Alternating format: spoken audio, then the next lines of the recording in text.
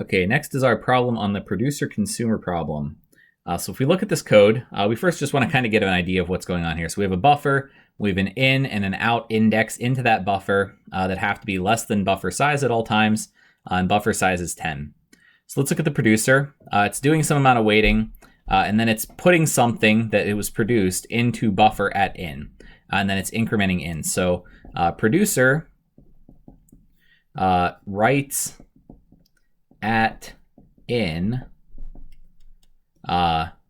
and waits for in plus 1 not equal to out.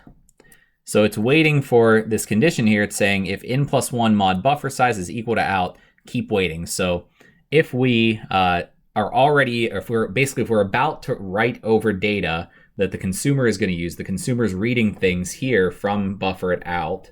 If we're about to write over that position and the consumer hasn't used that yet, we want to wait until the consumer actually uses this.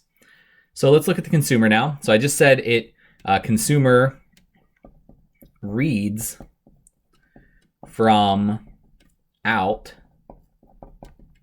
And right now what it's doing is waiting on in is not equal to out. So we can see here it reads from out, it increments out, and then it consistently waits if in is not equal to out.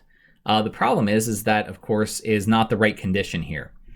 So if in is not equal to out, let's say we have 0 equals 0 to start. So we're starting with in is equal to 0.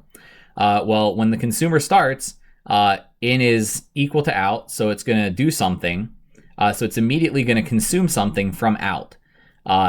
The producer has not produced anything yet. So there's nothing currently at the index out.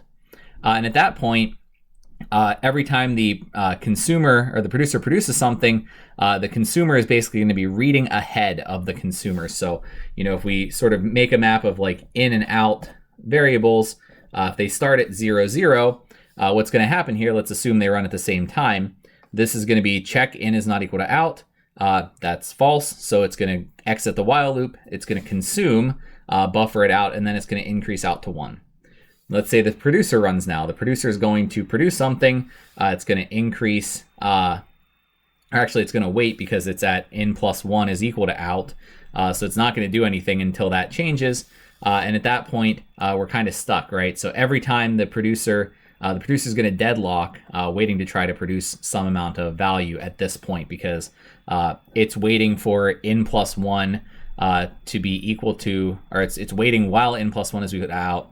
The consumer is waiting for in to be equal or not equal. It's waiting while in is not equal to out, which is true.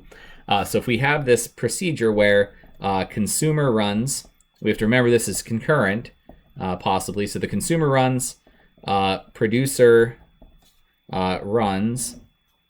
So if we have this ordering here that the consumer runs first and then the producer runs, we're going to end up in a deadlock situation where we can't make any progress in this program because everyone's just waiting for something to change. So that would be the problem in this code, is that we have this condition where we end up waiting on something.